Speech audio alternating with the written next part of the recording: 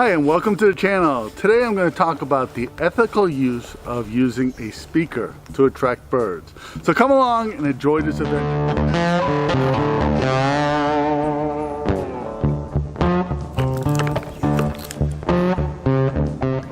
Well, a little house cleaning. I've been getting notified by a lot of my subscribers that they've been unsubscribed to the channel. So please check below. If you're not subscribed, please subscribe and please select that notification bell so you get notified that every time we make a video. So I want to talk about the ethical use of Bluetooth speakers. But before I can talk about the ethical use, I have to talk about the unethical use. The unethical use is to use this during breeding season. And I don't care what bird you're calling, it is wrong to use this during breeding season. This is one of the major reasons that birders get a big rap about them, is using the call during breeding season. Now, wildlife photographers really get a bad rap for this. I have actually called rangers at the Blue Ridge Parkway about some people who abuse this and use it a lot. And just for your own information there, in the United States it's illegal to use a Bluetooth speaker to call any wildlife at all, or to use any speaker to call wildlife. And in some parkways it's illegal to use a speaker at all for anything, to play music or anything like that. So that's just a little house cleaning that you should know about. But is it ethical to use it? So it is ethical in the winter time to call birds that are migrating to your area to winter. So like here in North Carolina in February, I use the Bluetooth speaker to call any kind of birds that may be here now. And I use the Carolina chickadee. The Carolina chickadee call is a common call that you will hear as you're walking through the woods. Again, this call doesn't disrupt the Carolina chickadee or disrupt the birds that are being called, so that's a good thing. Another call that I use is the white-crowned sparrow call.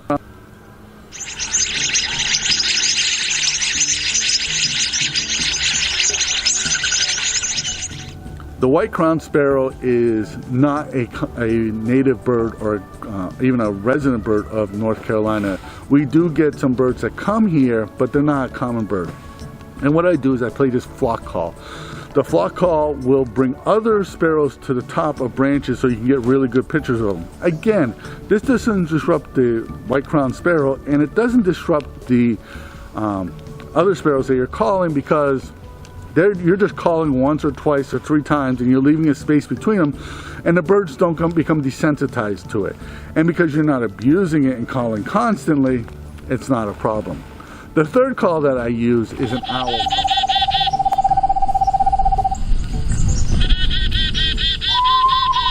In an environment where I am right now, where we're kind of in a dense hardwood forest, I will make an owl call.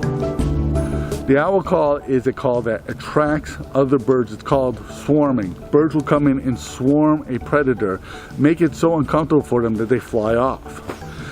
So that's really a good call to use. It also doesn't disrupt the birds. So birds that migrate here to North Carolina aren't being disrupted. The local birds aren't being disrupted. So it's a really good call to use. And again, I don't call constantly. I will make one or two or three calls and I'll stop and move on to someplace else. I won't stand here and call all the time. So that's where I think the ethical use of calls are.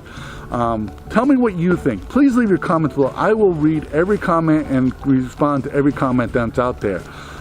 So leave your comments below. Please give this video a thumbs up, because that really helps us in YouTube world. Again, subscribe to my channel because that helps me a lot. Become a Patreon supporter. Your support allows us to keep doing this. My name is Leahy. I want to thank you for watching.